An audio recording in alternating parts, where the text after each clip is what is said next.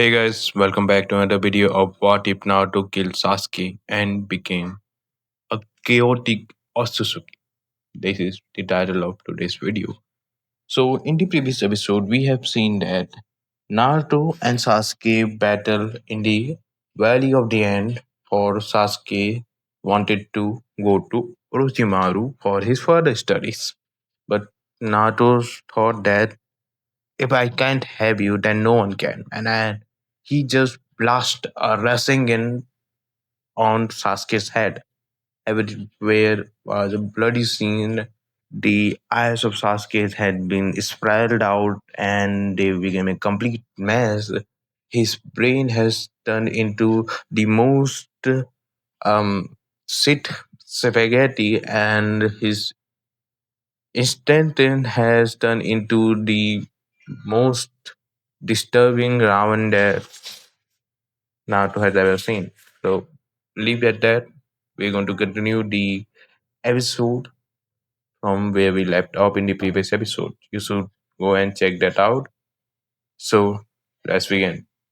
After burning the village that once raised him, Naruto vanished into the forgotten corner of the world, watching from afar as the remaining shinobi struggle to survive without their protectors.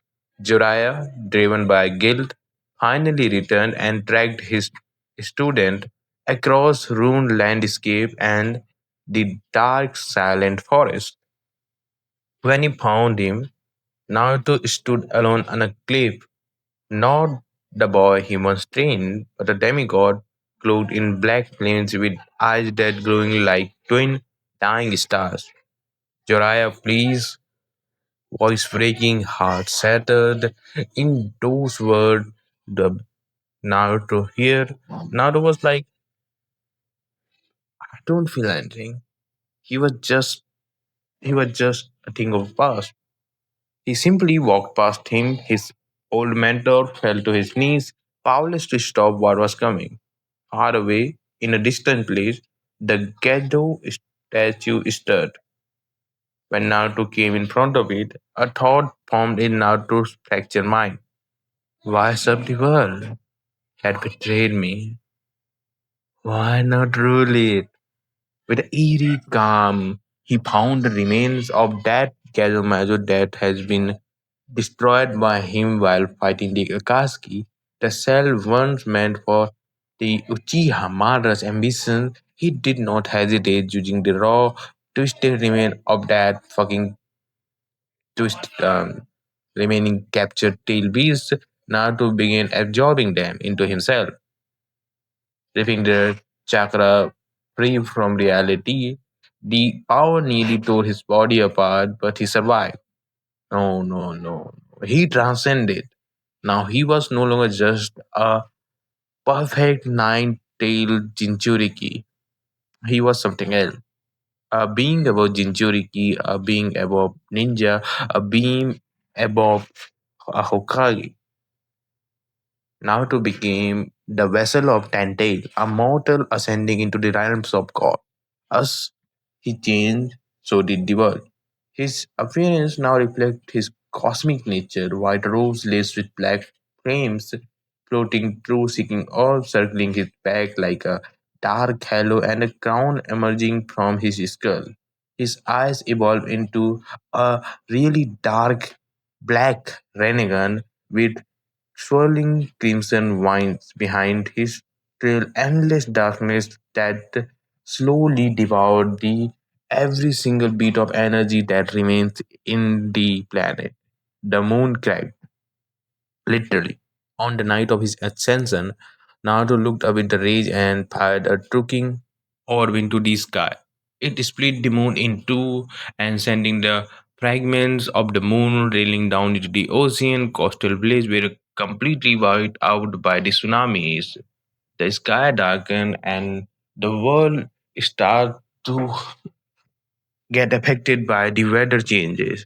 In desperate instant, what remains of Shinobi nations reformed and the allied Shinobi forces, the leader of Sand, Stone, Mist, and Cloud gather under one cause, stop the god. Stop that monster before he consumes everything, and what remains will be nothing more than the darkness. But they were already too late. Naruto descended upon them, not as a ninja, not as a shinobi, not as a warrior, but as a god, a judge. Nations burned down, armies dissolved like a paper wet in a rain. The strongest shinobi, the Reikage, Kara, May, fought bravely but were obliterated like a paper in a firestorm. Not even their final techniques with their lives, the forbidden were left a scratch on him.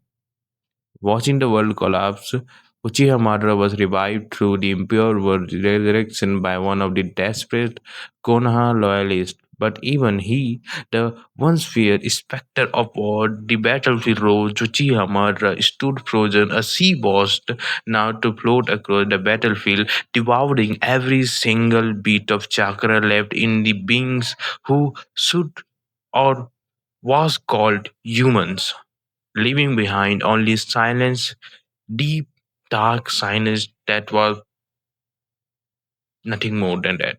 And then declares, for the first time in years, Naruto met someone, something that could withstand his blows. The battlefield became a void.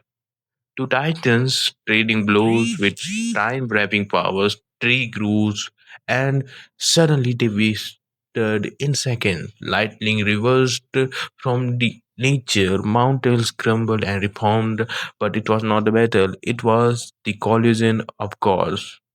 The problem was that both are dark god. They both are the asuras of this world. They both are the destroyers of the world, and no one was here to save it. Madara, armed with both Renegan and the stolen power of Hashirama Senju, pushed Naruto to his limit. Even though he had the power, he doesn't have that combat experience. Even sensing one of his true seeking orbs with a Susanoo blade rubbed in a six-part level chakra, but Naruto loved. But in that moment, Madara knew he was doomed. Naruto, after fighting Madara for so long, unlocked the forbidden evolution of his own. Something beyond chakra, he activated his own Shinsu blooming form, become a living Otsutsuki tree, devouring the ambient life energy itself.